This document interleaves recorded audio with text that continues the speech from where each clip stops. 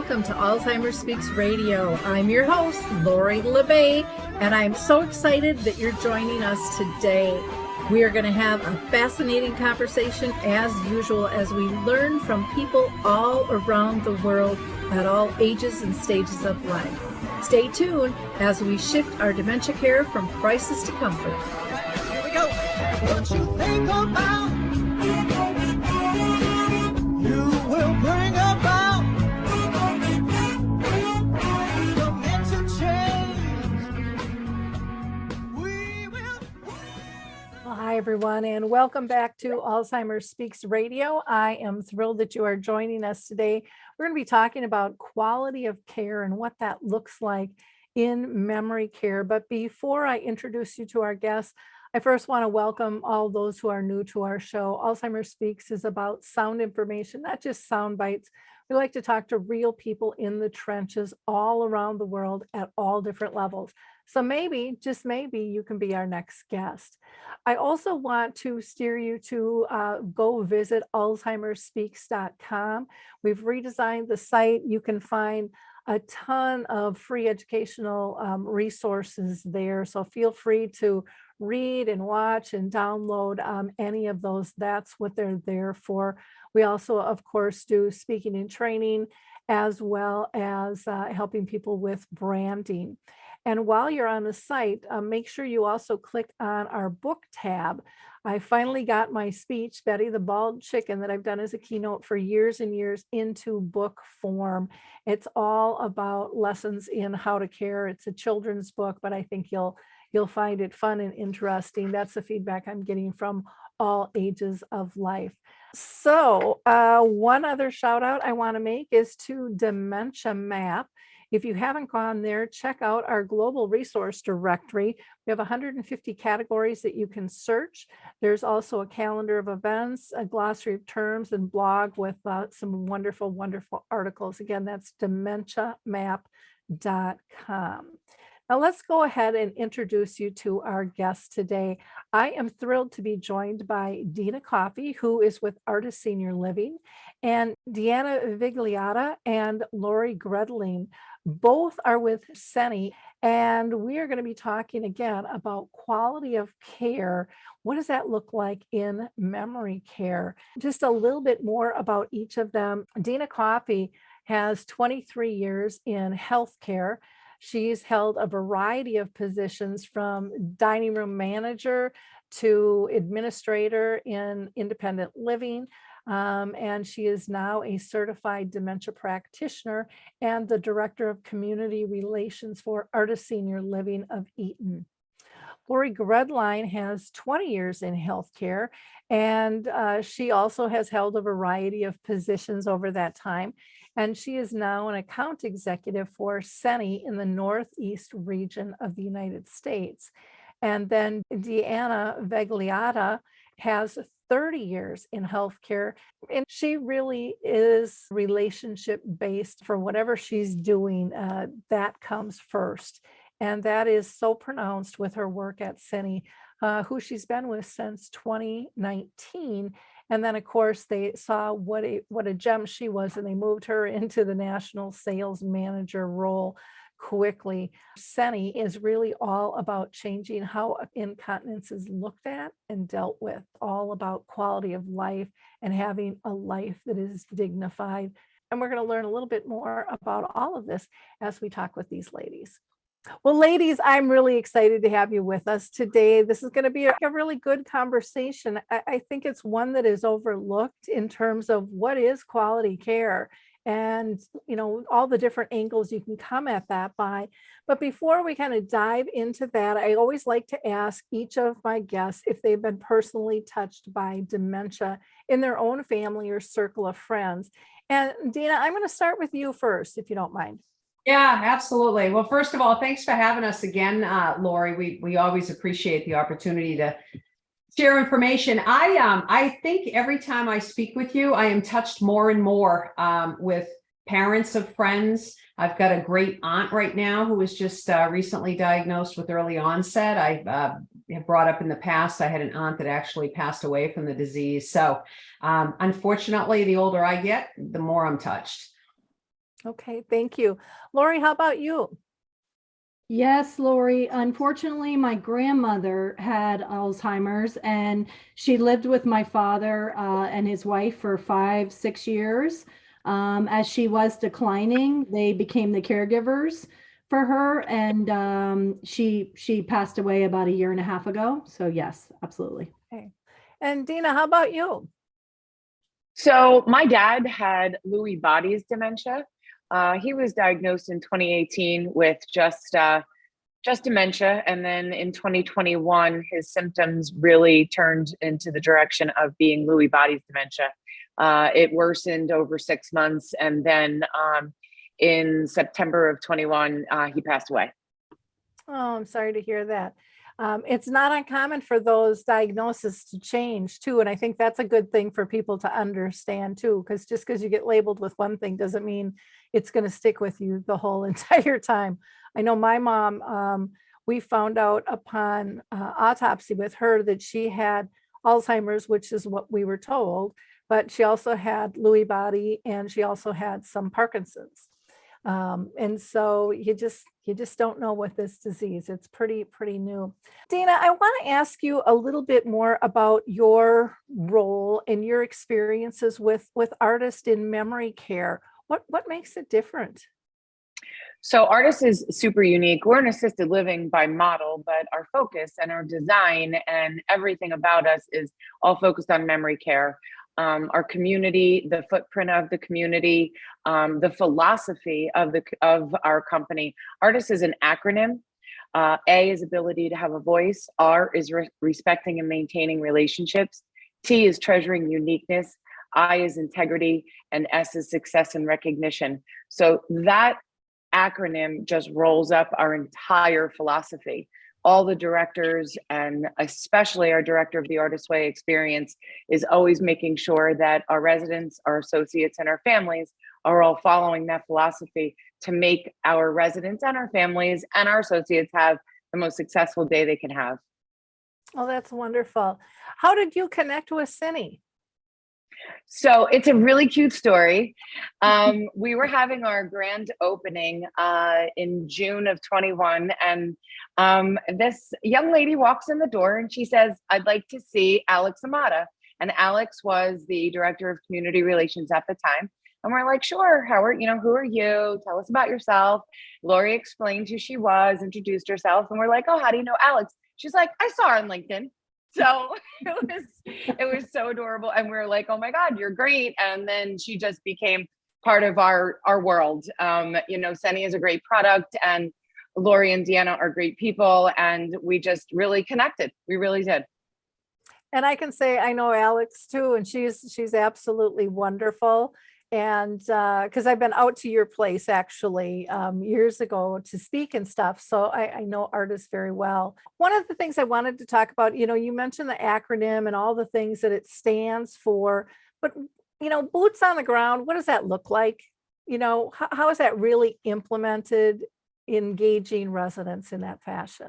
So one of the things that we talk to our families about as they're touring is a partnership profile. The partnership profile is 8 pages.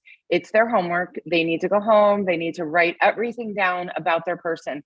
One of the ways that I describe it is, listen, if someone's going to tell me that I have to get up at 7, I have to get dressed and be at a table or be at a dining room to eat breakfast at 7:30. That's not what I'm used to. That's stressful. That's not what I want to do. I want to sleep till 8. I want to have a cup of coffee. I want to get dressed and maybe eat. So those are things that it's a person-centered approach. So that's how boots on the ground, that's how we're doing it.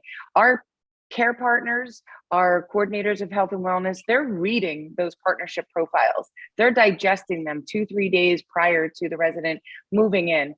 Our new neighbor is somebody that we have to welcome, and we want to make sure that they're feeling as welcome, as stress-free as possible.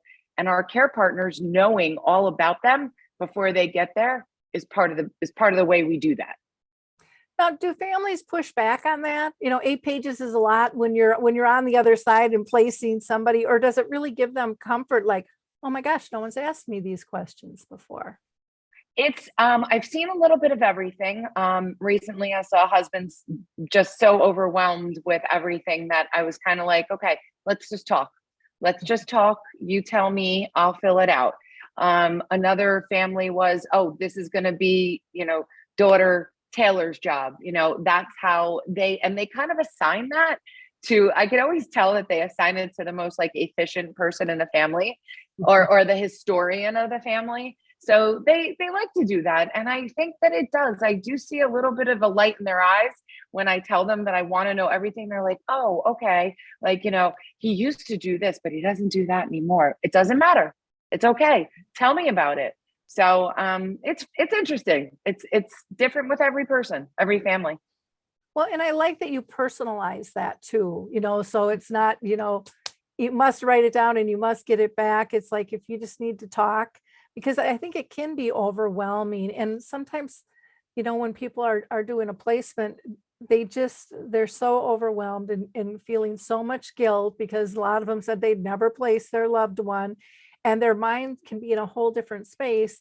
And then when you're asking for specifics that I think are really evident for what you need, might not be evident for what they need, because no Right. one's really asked them some of those questions before, of like, well, what time do they get up? And, what do they like to eat? And what are their hobbies? And, all of those types of things um, can be overwhelming, I think, when anytime you're feeling in crisis. And I know you guys put a real soft mode, loving mode, welcoming mode in taking families in. But I think it's very common for them just to feel all tensed up, that's been Of my course. experience. Maybe yours has been different though. So please correct me if I'm wrong on that. No, it is. We have a resident who wants to eat standing up. He used to run a restaurant. So any of us that's ever been in the restaurant world know that you don't sit and eat. You stand over a counter, whatever. So if we didn't know that that was what he liked, then the care partners would try to encourage him to sit. But no, he's more comfortable. His mind reverted back. So it does give them a lot of peace to know that their person is going to, we're going to know their person, their family member, inside out and backwards. And Mhm. that gives them a little bit of solace, I believe, anyway. Well, and I'm going to throw in just a side story here of where my mom was living in a nursing home, and there was a woman who would disrupt mealtime every day, because she would undo all the placements that they had, the napkins and the silverware, and she'd grab them and off all the tables, and they would just get furious with her. And because they didn't understand, and she didn't speak English very well. And I remember being there one day watching this, and I'm like, can I just approach her? And they're like, yeah, go for it, Laura, because they were honestly just frustrated. And that does happen in communities. So I went up to her and I asked her if she would go for a walk with me. And as we were walking, I got a few words out of her. And what I found was her family owned a restaurant. And all she wanted to do was roll the silverware, because that's in her mind how it should have been placed. And so she was really, really trying to help them. But again, if you don't know that stuff, it's so important. And I love that Artis takes the time to find those things out, because I do think it's critically important. Let's talk about staffing, because I know a lot of families have questions with staffing. There were some questions before COVID. Since COVID, there's been a lot more questions of, are you staffed? How are you staffed? And what does that mean, to my loved one? So we will definitely give the staffing ratios that were set by in each state, town, county. It could be different. We do love to keep one care partner always in the community. I'm sorry, in the neighborhood. Our neighborhood in particular in this community has about 14 suites in it. So one care partner will always be here, and then there will be another care partner floating around, maybe in the community center, maybe outside. But we're a little bit differently staffed than your typical assisted living because of the fact that we are a niche. We are just specific to memory care. So, maybe a care partner is going to be sitting playing a a game of chess with somebody. But we're always right here in the community. We know what each resident needs. If we know that, so-and-so is kind of on a schedule, is going to need to, be checked on because maybe he likes to walk outside and that's been his norm. And again, we go back to the partnership profile, knowing what those folks like to do. So our care partners, they're a blended role. They do a little bit of everything. And that's also very comforting to a patient, or I'm sorry, to a resident, because of the fact that they get used to that person. They know that they're going to count on them in the dining room. They know that they're going to count on them to help them dress in their suite in the morning. So I think it's very comforting the way we're doing our staffing, and families seem to be pretty happy with it. So. Well, and to me, it makes sense because that's how how a real family works. People aren't divided up. You just know you can rely on somebody, and there's not as much confusion of new people entering in all the time either, which I think is important.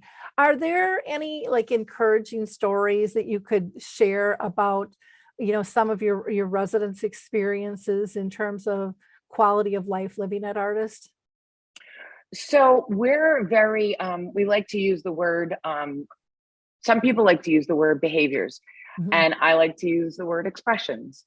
They are expressions. People with dementia sometimes can't express themselves appropriately. I've told this story before. We had a gentleman living here, and he was pretty insistent on going into everyone's suite. And we were kind of discouraging it at first. And we were right there with him. We were joining his journey. We were walking the neighborhoods with him, trying to figure out what he wanted. And we were, really trying to understand what he was trying to express to us. Well, opening every door, finally we said, okay, you know what? Let's just let him go. Let's see where he goes. He went into one of the suites. He went right to the bathroom. He turned up the faucet, stuck his head underneath, and drank. He was thirsty. He could not express to us that he was thirsty, and we needed to just follow along and be patient, and let's walk with Joe on his journey and see where it's going to take him. And it took him right to a faucet, and he drank, and he was a happy camper. So those are just things. We just spend the time with the residents. We're not,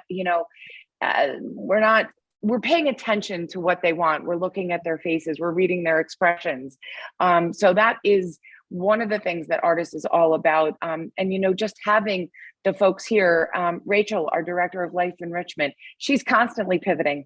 Maybe we're going to sit down and we're going to do a craft. Oh, wait, hold on. No, we don't want to do a craft right now. Okay, we're going to go over here. We're going to do flower arranging. Okay, let's all go over here and do flower arranging. So we're very flexible in that respect. And I think we need to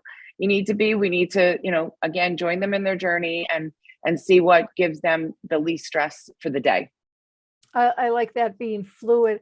Now, I would imagine that you have issues because I know a lot of people end up moving a loved one into a care community because the needs become too high. And one of those needs often is incontinence, and families just don't know how to deal with that. How do you guys deal with incontinence with a resident? So working with Laurie and Deanna and the Seni products, they're just, the presentation that we had was just blew us all away as to how it's just really a superior product. And we all know getting a good night's sleep is so important. So if you're getting a good night's sleep and we don't have to wake up a resident to get them up to go to use the facilities or to, change them, which we don't do that anymore, don't have to. But any of the things like to wake somebody up overnight is, again, it's just adds stress to your day. You don't sleep well, you don't feel good. So they're all sleeping better. And, during the day, if someone's wearing a product, we know that any of the Seni products are going to be, exactly what they need, where you're not going into that environment where you're smelling things that we don't want to smell, because that's not happening here. The products are wonderful, and Laurie is great to work with, and our supplier is awesome to work with. They're right here for us whenever we need anything. And that's important, because if you tell a family, hey, we've got this product that we think you should try, that we think is wonderful. And, you're going to go to this supplier and then it's 2-3 days and nothing happens. Well, then they lose interest. And then they're, doing something different. So with our relationship with Laurie and with their supplier, Adoro Medical Supplies, it's great. It's awesome. They're right here for us. And our residents get exactly what they need when they need it. That's nice. And I think that showing that collaboration, that partnership, to me as a family member, that was huge. When I felt that people really were working as a team together, because I remember there were times like, well, we're out of such and such, and it's like, well, I didn't know we were out of such and such, and so then I'm kind of scurrying around trying to find something, and that can be really frustrating for everybody, as a whole. Laurie, I want to ask you about your Seni Incontinence Care Program, and how does that tie into, the memory care community? I know we've talked with home health care in the past with just rave reviews. What are you seeing with memory care?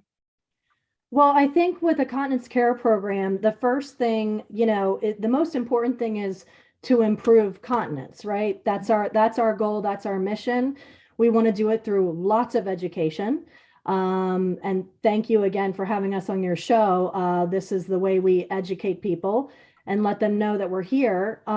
We work with so many different communities, and when we started working with artists, we started to get feedback such as the residents are now getting their restorative sleep. They're getting a peaceful 8 hours of sleep. That's really a game changer for so many people, not just this resident who's suffering from dementia, but their family members are now feeling confident that their loved one is getting that restorative sleep.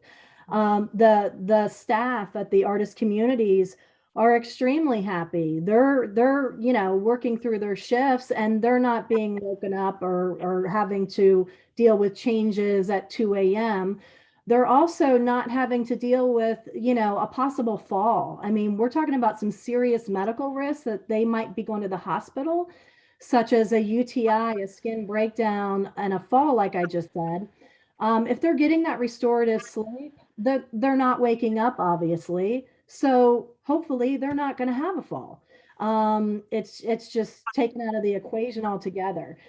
They wake up more alert from getting their restorative sleep. That leads to them getting into those activities that, some people, even past COVID, they're still staying in their suites because they're either embarrassed, they might have an accident doing one of their activities, and the care partners are trying to get them out to socialize them, but they're nervous, they're embarrassed, and we all understand this. And now with the Seni products, they don't have that problem. They can go do the activities, they can feel confident, they have their dignity back. It's we've heard so often that they are life-changing and they're game-changing, and we hear it again from the families, the caretakers, everyone involved. So it's just a wonderful thing. And aside from that, from what Artis does and what they offer, they're just an amazing organization. I know Deena hasn't gotten to it, but they have a person on their staff that actually helps that new resident get acclimated with their friends that are already living there. They bring them together. They, connect these people so they're not kind of left out. It's just such a nice welcoming that Artis has in place, all the staff for these people to move in. And like she was saying about the 8 pages, I mean, these families are more than well informed when they are moving somebody in there, and they just feel so comfortable and confident that their loved one is completely taken care of. And I've been in Deena's building where the families are leaving, and I've heard some funny comments where one time a family member was saying, oh my gosh, dad is not having a good day today. And I'm sorry for you guys, but I have to get back to my job. So, thank you guys for all that you do, because she knew her dad could be a handful sometimes. So, so yeah, it's just been really, really great all the way around. Well, one of the things I've noticed with artists, and I've been to many of your communities, is there really is that sense of family with the residents' family, with staff.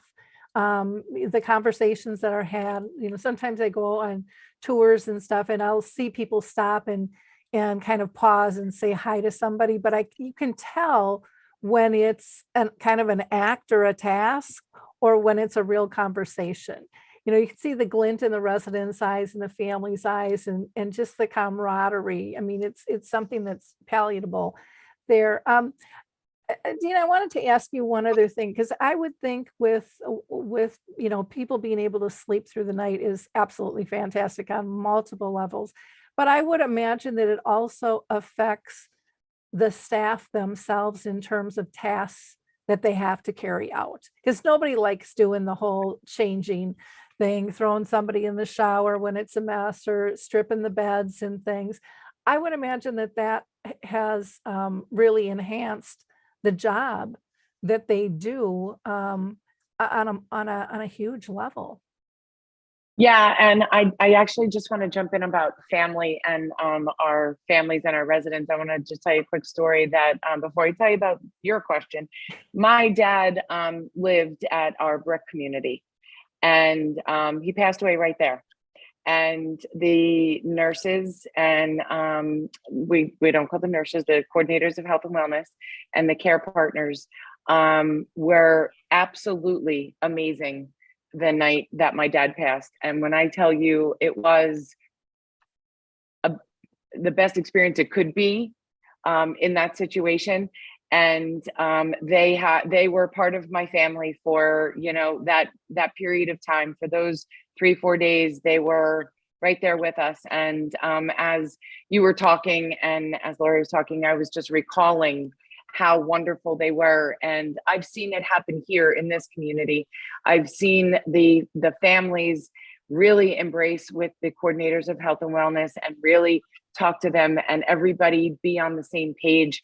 It takes a village to do what we do. And it's stressful on the caregiver, it's stressful on the resident.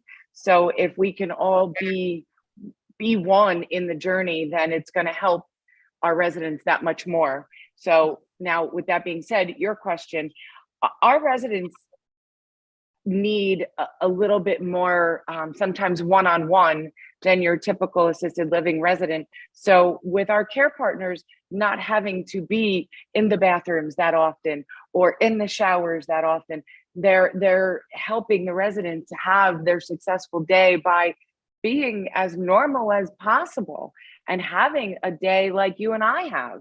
And that's gonna make everything just so much better. Anxiety levels and everything, and happiness, and just contentment. So that's a lot. It's to do what sometimes with dementia, they're in and out of cognitive. So what if you're having that really cognitive moment, and you're in the bathroom with somebody, and they're having to change you, and it's debilitating to somebody to have to all of a sudden be like, wait, why are you doing this? So with the Seni products, it gives us that much more time to have the quality time with each of the residents that we need to have.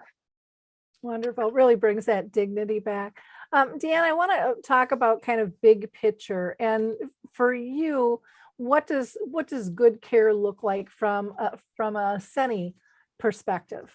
Well, I would say, big picture, to Laurie's point, we as a company try to provide a lot of education about, always, first and foremost, try to improve continence first. Nobody wants to be incontinent. So try and improve that first. So things like Kegel exercises, encouraging people to evaluate certain medications and when they're taken and what may be the, side effects related to having to use the bathroom and fluid intakes and when, liquids are taken and just an overall evaluation. And I say that too, and it kind of leads to what Deena said, an evaluation, a person-centered evaluation, because every single one of us is different. So if we start with, let's improve continence first by looking at everybody as individuals. And if we can reduce some level of incontinence, that's a good thing. And then for those folks that are left in the demographic where they do need a good product, then good looks like, I would say, overall umbrella trend is exactly what Artis is doing. Years ago, a lot of communities would say, we don't do that in terms of products, right? The residents provide their own, and that always will remain a choice, obviously, for residents. But if I am that executive director, if I'm that owner operator, if I'm that resident wellness director, I personally feel, why wouldn't you tie yourselves in with a good company that offers a good product, number one, to keep your residents healthy and happy and reduce their risk of falls, of UTIs, of skin breakdowns on the clinical side, and then from a social side, increase the confidence level and the dignity level for folks. So I always get excited when a community says, yeah, we are going to look at a continence care program. We are going to implement one. We are going to roll one out, because I always think that ripples out exactly kind of umbrella view of what good looks like. It's not just the residents. It's not just the caregivers. It's not just the families. I think Deena said it. It's one. It's everybody. So what does good look like for people that have to use a product? When you have a relationship that is between manufacturer and distributor and community, and then within that it grows even deeper, the relationship that Deena and her teammates have with Laurie, it resonates. I tell you, I travel a lot, and I go into that community, and it's people helping people. I mean, it's as simple as that, but it's very deep. It's not simple, but it is. It's people helping people. It resonates. So I would say that's what good looks like. Good products, understanding the education behind it, and then having communities that say, yeah, we are gonna look at that. We are gonna make that a priority. We are gonna guide. I hear things in communities where a product could, people could bring their own in, and that resident could run out, and then you could have an adult child that leaves work. They're coming to visit mom or dad. Correct me if I'm wrong, Deena, but then they could come to a community that doesn't have a continence care program, where it's taken care of, right? And then that community, and they're not doing nobody's ever doing anything wrong per se, right? I think this industry, for the most part, everybody's trying to help people. They may say, hey, mom's out, can you make a quick trip down to the store? And you think, well, that doesn't look good really for anybody, right? Now you have that person that wanted to have that visit that's cut short. You could have some people that are buying inferior products could have to be changed more often, right? Someone may be waiting to come visit, or as Deena mentioned, you can have it's not the sexiest of topics, but you could have urine odor, right? You could have somebody voiding on a nice piece of furniture, and they may feel bad about it. They shouldn't, but they may, and that doesn't feel good. And then the community's left with, okay, what are we doing, guys, now? So good to me looks like, yeah, improve continence first, and when you can't, you need a good product. educate about the why behind a good product, and then work together with a very person-centered approach, because that's the great thing I think about all of us. Everybody's a little bit different with their needs and their likes and their dislikes and so forth. So you roll it all together and hopefully we have good. Well, and you guys do an amazing job of educating in a comfortable fashion, and one that is also it's just so positive, because your goal is to improve quality of life. It's not to sell a product, it's to improve quality of life, and that really shows on many levels. And I was so glad when you brought up about skin breakdown, because I'm sure artists, and I won't call them RNs, the coordinators of health and wellness, have to be thrilled with less of that going on, because boy, you don't want someone getting sick or septic. So many things can happen with that. And like Laurie, you had mentioned the slips and the falls. I have heard story after story after story of someone slipping in urine.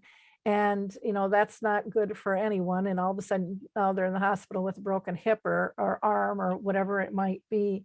And I love the idea of this partnership too, because, as a family on the other side, being called to do one more thing, and usually it's a last minute thing, it gets frustrating, and and again, not that it's anybody's fault, but sometimes you just are in this time crunch. And then I've seen staff too, where my mom was at before she was even using these types of products, where they were kind of stealing from Peter to get Paul covered. Is it the right size? Isn't it the right size? And then, now that I'm a new grandma again, we're doing the whole diaper thing, I think about the different types of products and skin irritation and size and fitting and how important all of that stuff is. And I know you guys do a really nice job in terms of how something fits and how it needs to fit. I still was shocked on one of the episodes where you talked about fluffing it up first so it's more absorbent. And I was like, well, of course, that makes so much sense. But I had never in all my years ever heard of that, and those are important details. Or your guards that you have so things don't seep out. Those are really important. Dan, I wanted to ask, because you're on such a mission, with your team about trying to reduce the stigma about incontinence. Are you feeling like you're making some headway in there? Yes. Overall, yes. Definitely overall, yes. It's funny, Laurie. When we think of stigma, right? Most of us, when we think stigma with incontinence, it would be the stigma of, again, voiding, right? Without intention. It would be the stigma of possibly, odor, a spot, things like that. I tell you, the more we carry on and move forward, what's really exciting, that if you think about a stigma that's been associated with incontinence products, has really been in the past. I feel like, they're not so important, right? A disposable commodity. And that's probably more than anything, the biggest thing that my teammates and I are seeing across the country, which is awesome. And what I mean by that is, gosh, Laurie and I were just at a conference actually with some clinical folks. And we asked, just out of curiosity, what products are you using? And we're finding in the past, we could have folks that would say, I really don't know. It's a good question. I don't know.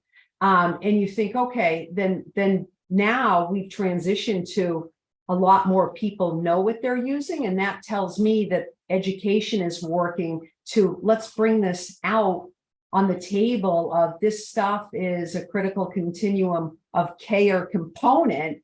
It's important stuff. So that stigma is changing, where it is having more of a seat at the table, so to speak, in a positive way for the improvement of the quality of life. And then, I would say with the traditional stigmas, I think COVID, as ugly as it was, as ugly as it continues to be, one of the silver linings is that the bright light was shined on the ugly outcomes of social isolation. And my teammates and I always just want to scream as well, hello, it was there before for people that are incontinent. And if we don't change, it'll be there again. So that has helped us. You got to look for golden nuggets, I think, in life of what it brings you. So yes, I feel confident saying overall more people are more free to discuss things and realize that it's nothing to be ashamed of. There's support out there. I think we always try to surround ourselves, and I won't even say we're lucky. I think most people in senior living, in healthcare in general, in the aging space are kind, caring, compassionate people. So when you just start aligning yourself and having conversation by virtue of that, it springboards in a positive way. So yes, I guess that's my long babbling answer to, I do think it's changing for the better. Yeah, I know from, the people I talk to around the world, I think it is too. And I think you guys have really been a huge force behind that, because this wasn't a conversation, to my knowledge, that people were having on even like a corporate level. Everyone kind of got their own products from different things, and families would pick them out. And there really wasn't talk about fit and quality and what does it really do. It was like, okay, check that off, check that off. It was kind of filling one of those holes. And now people are thinking twice about how they do this, why they do this, and having products, delivered, to the community. I mean, just filling that hole alone, where all of a sudden you're not without. To me, that's massive for everybody on that one. Just gets rid of a big frustration.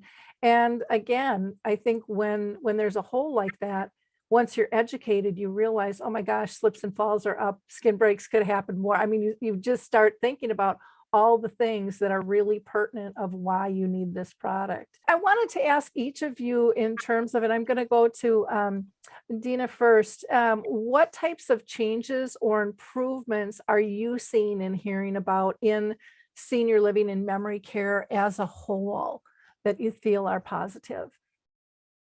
I think we're more educated. I think we are learning. I've been doing this for 23 years. And I think we've learned a lot through Alzheimer's Association, through various educational offerings, and just through life in general as to where dementia can take a person and how we can best care for them. And I'll say it again, join their journey. It has evolved to an artist. That's where it's brought us, which is amazing, because this is focused right on those folks with those diseases, and how we can best be our best for them to be their best. And I think that makes a huge difference. Like I said, in seeing it with my own dad, and years ago, my grandmother, his mother, she had dementia as well. And she was in a nursing home, and they really didn't know what to do with her. And, they just brought trays in, they brought crossword puzzles in, and, she just screamed and yelled because that's not what she needed. So now fast forward to 10 years later, and, I've got my dad living at Artis, and my dad was a jack of all trades kind of guy, and he could build a house. He didn't know how to fill a dishwasher to save his life, but he could fix it for you. So he would literally be able to take the drawer out of the dishwasher. The care partners would allow him to inspect the door all day long. There's nothing wrong. He would just kind of move it around and check it out, turn the furniture upside down because he thought it needed to be fixed.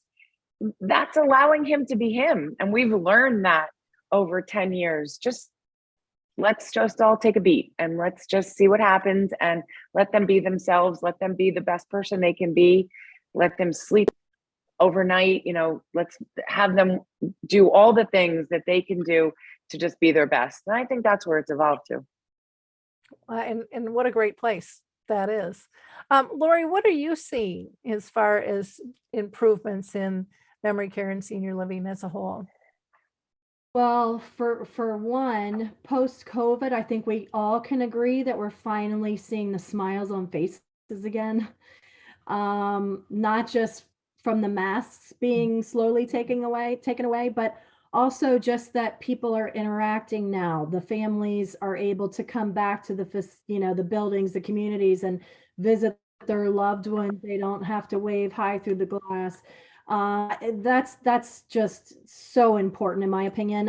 The changes in everyone's demeanor and their excitement and places like Artis with their care team that's been there since day one, pre-COVID, post-COVID, and how they interact with their residents. And again, just filling the void that we all had to suffer through with COVID, especially our seniors.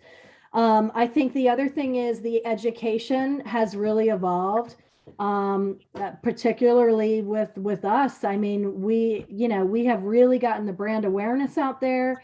We've gotten the Seni name and what it does out there more and more. I mean, we've joined on so many conferences, and last week we dealt with, it was pretty much all clinical people walking through that conference, and everybody that came by our booth was just really giving us kudos for how we were explaining how Seni works and the differences, and how we can really make these nice changes in people's lives. And everybody around us was just applauding us basically. And I think that's important. I think that's important to kind of pat ourselves on the back now and then. Artists should be doing the same thing all the time with how they deal with their residents. So yeah, I think basically things like that. I also wanted to mention one of Artis's sister communities reached out to me probably about a month ago, and they were telling me about one of their residents. Unfortunately, this gentleman had had a couple falls within a very short amount of time. He was using some product that unfortunately he was leaking and waking up late at night, trying to rush to the restroom, and the falls were happening very close together. They called me as soon as they realized, okay, we've had two now in 2 days or whatever it was. Can you please bring us some samples so that we can try to prevent this from happening? I, of course, said, absolutely, I'll have them there immediately. Went to bring them some samples, and all good news all around. The family was thrilled. The resident wasn't falling. He was sleeping through the night. So, again, it's the education and that awareness. I think it's really evolved from where it was, 5 years ago, 10 years ago. And I think the communities themselves, I mean, before artists, I mean, I used to work in senior living in communities. There were no artists back in the day. They did not look like that. They didn't have the feel. They didn't operate anything like the way Artis does. So I think all of that together has just been all really wonderful things that have evolved. I think, one of the biggest differences that I see in terms of the branding of the Seni product is you're really doing it through storytelling, real stories, real people. And you guys all come from this base of it's about service, it's about quality of life, it's about dignity, and our product can do that versus this is the size, this is the price, all those things fall in line. But I mean, you get that out first, that we are here to partner with you. And to me, that makes a huge difference. And it automatically makes people listen, because that's not normally how we're sold anything, and it's like, to me, when I talk with you guys, the sale is secondary, the education is first, and the storytelling just automatically comes out, because there's so many magical stories I know that I've heard through these conversations that are just like, of course this makes sense, really makes it a no-brainer. Deanna, anything else that you wanted to add about improvements that you're seeing or changes in memory care or senior living as a whole? I think I think I will say, I learned, I mean, something I'll share that sticks with me, and I think I bring it up to Deena every time I visit her community, but it's about education that goes just ripples and ripples. Is I had a tour of their community. I lose track of time, but it could have been a year or so ago. And they took me into one of the suites, and there was a nightstand, and the was screwed into the light stand. And Deena explained that if somebody gets out of bed, the reaction could be to grab hold of that light. And so if that light is not screwed in, that could be a fall risk. And so I tend to pick things up that are just, I find that fascinating. My mind may not have thought like that, but I'm so amazed. And so when I'm out and I'm touring other communities, I would never, I want to sometimes go around and pick up lampposts and go, are these all down? But sharing that is again, someone starting out with a senior living community that learns that tidbit along. Like, I think COVID in the last few years has provided all of us with a lot more empathy and understanding. And I think that's umbrella level within senior living. And I think it's just more collaborative in nature of sharing of information across the board on so many more topics that again, we become one when we're kind of better together, so to speak. So I would just say that there's more empathy, more learning, more education, and it does feel like, anyway, I don't know, I know Laurie and myself and our teammates, we're happy, and I think that's just like, it's getting happier, and it was never unhappy, but it's just the happiness has taken it to a new level of people are just seem more happy. I don't know. I like it though. I like the direction.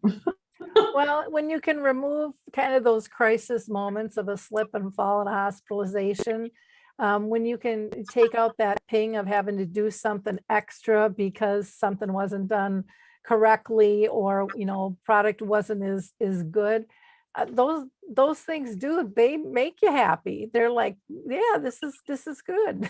This is good. This is a good thing. Yeah. Anything that we haven't covered that anybody wants to mention? I did want to say, when Laurie was talking about, education and products and things, it just brought me back to their supplier is very available to us. And whenever I text or call them, they do ask all the questions, which is huge. What's the size? What's the need? What's the time of the day? Is it obviously male or female? But they're asking all the questions that need to be asked, which I think is really amazing. And it just kind of shows to their integrity as to making sure that their clients, our residents, are having the right product that they need. So I think it's super important that they are as embedded with the conversation as they are. It's amazing. Wonderful. Thank you. Well, I want to make sure that I get contact information out so people can go to Seni's website, which is Seni, SENI-USA.com, or you can email Deanna at DEANNA dot, and her last name, VIGLIOTTA at tzmousa.com. And that is kind of their mothership company. We know them by Seni here in the US.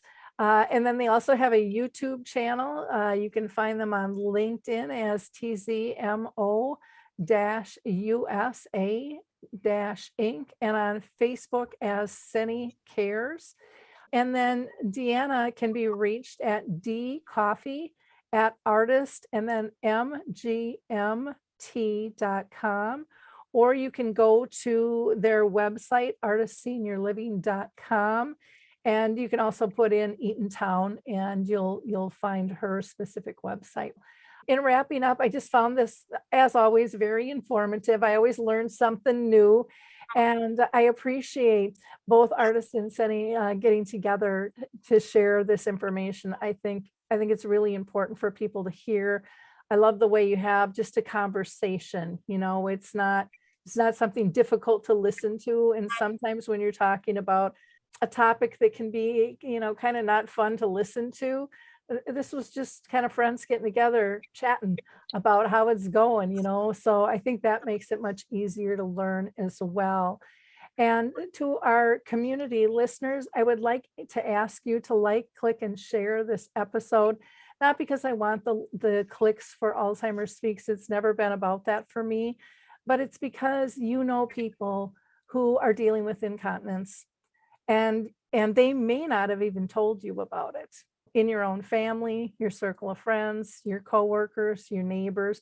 We need to get more and more of this information out.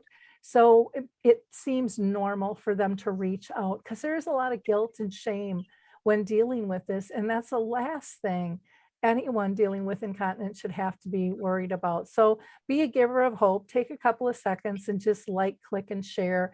Pass this information on. Change someone's life for the better. You can do it. I know you can. Bye now.